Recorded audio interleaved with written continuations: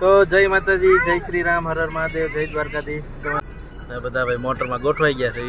અત્યારે જવાનું છે શિવરાજપુર બીચ. તો ફાઇનલી પહોંચી ગયા છે આપણે માધવપુર બીચ.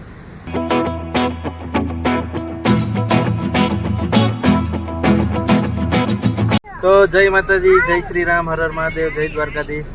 નવા વિડીયોમાં તમારું બધાનું સ્વાગત છે. આજે છે બીજો દિવસ. મેં રખડવા નીકળી ગયા દ્વારકા ટ્રીપમાં. બીજો દિવસ થઈ ગયો છે. અમે અડધે તો પોગવા આવ્યા દ્વારકા બાજુ, અને રસ્તામાં અમે ઉભા રહ્યા છીએ આ એલસી કેળા લેવા. તો ભાઈ એલસી કેળા લેવા ઉભા રહ્યા છીએ ચાખવા માટે. તો જો ભાઈ લઈ આવ્યા છે અમે એલસી કેળા. અમે જો રુદુભાઈ પાસે આવી ગયા છે. જો આ લાવ્યા છે હવે એલસી કેળા છે. 60 કેવા આવે આપણી બાજુ સાદા મળે. બધા ભાઈ મોટરમાં ગોઠવાઈ ગયા છે. અત્યારે જવાનું છે. પેલું સ્ટેશન ઈ આવશે, પછી આવશે હરસિદ્ધિ માતાએ, પછી આગળ દેખાડું. હાલો તો વ્લોગમાં બન્યા રહેજો. જો મારી દીદી એક હોતી છે અહીંયા. જો એટલે કેવી હોતી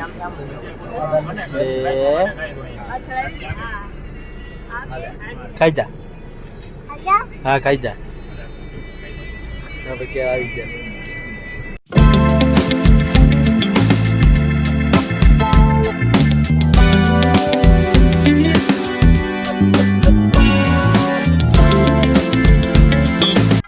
સોમનાથથી દ્વારકા જતા હતા ત્યાં આવી ગયું ચોરવાડ ગામ, જે આપણે રિલાયન્સ કંપનીના ઓનર એવા ધીરુભાઈ અંબાણીનું ઘર તમને દેખાડો. આજે એનો ડેલો છે અને પડખીની આ દિવાલ એની છે. અંદર તો ન જ આવવા દે, પણ તમને આમ બહારથી દેખાડી દઉં અત્યારે. તો ફાઇનલી પહોંચી ગયા છે આપણે માધવપુર બીચ.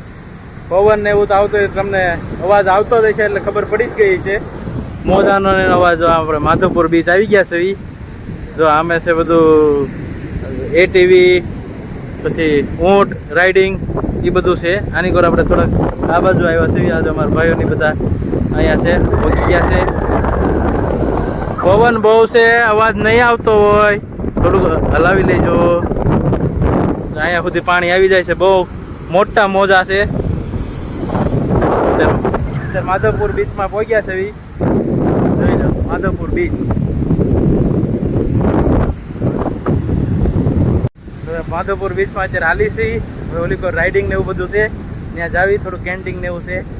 ત્યાં જાવી છે. ત્યાં બધા બેઠા છે. અહીંયા ઊંટનું ફોટોશૂટ ચાલુ છે. ઊંટની રાઇડિંગ કરાવે છે. એ દરિયાનું બહુ મસ્ત બીચ છે, જોરદાર છે. ઘણો લાંબો છે, 3 થી 4 કિલોમીટર લાંબો છે આ બીચ. અહીંયા બધા જો બેઠા છે. અહીંયા ઊંટની સવારી આવી ગઈ છે. અહીંયા તો એટીવી જાય છે. આમાં જો રુદ્રભાઈ રમે છે. પવનનો અવાજ આવતો હોય છે તમને. અહીંયા બધા જો બેઠા છે કેન્ટિંગ પાસે. રુદ્રભાઈ રમે છે. એટીવી અહીંયા આવી ગઈ છે. ભાડે જોતી હોય તો. બહુ મસ્ત માધવપુર બીચ છે. કેવું બીચ છે? મસ્ત ઠંડો ઠંડો પવન આવે છે.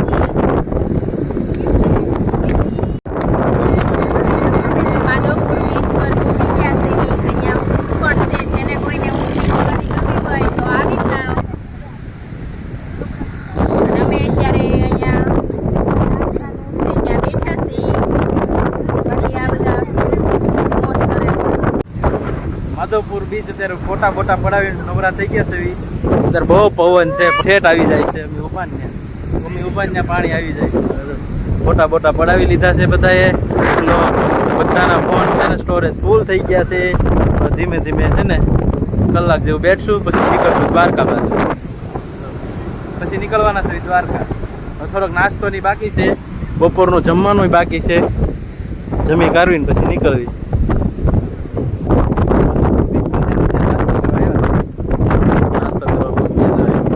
જગ્યા મસ્ત છે. માધવપુર બીચમાં ગેટ પાસે છે જગ્યા. નાસ્તો કરવા પહોંચ્યા છે. પાણી પૂરી ખાશું. અહીંયા તમને છે ને ટીવી બધું મળી જાય. જે નાસ્તો કરવા આવ્યા છે અહીંયા બધું મળી જાય છે. અમારા રુદુભાઈ, મમ્મી બધા આવ્યા છે નાસ્તો કરવા. બપોરનો નાસ્તો કરી જવાનું. બહુ મસ્ત જગ્યા છે ભાઈ, બહુ જોરદાર છે જગ્યા. મસ્ત અહીંયા પવન આવે છે, પવન જોરદાર આવે છે, બેહવાની પણ મજા આવે છે. તો અહીંયા બધે છે ને બહુ મજા આવે બેહવાની. તો અહીંયા બધા બેઠા જ છે હજી. અહીંયા બેઠા પણ કોઈને ભૂખ નથી લાગી. પહેલાં કે ભૂખ લાગી છે પણ હવે કોઈ નાસ્તો કરવા આવતું નથી. બધા બેસી ગયા. અહીં ઊંટ ઊભો છે, ટીવી છે, બધા છે. આવી કાંઈક ટાઈમિંગ છે પ્રમાણે.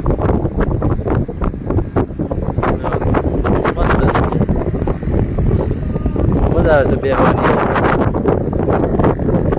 ભૂખ લાગી ગઈ તો માઇન્ડ ભૂંગળા બટાટા મળ્યા છે. ભૂંગળા બટાટા છે, આમ જો નાસ્તો કરવા દારૂ ભૂગી જેવો ગયા છે. તો પછી અમારે ફોન બધુભાઈને કરવો છે ને પડશે. સોડા પાવ છે. નાસ્તો કરવા બેઠી ગયા છે ઈ. ત્યારે આ જો માધવ ફાસ્ટ ફૂડમાં, માધવપુર બીચમાં ભોગી ગયા છે. જો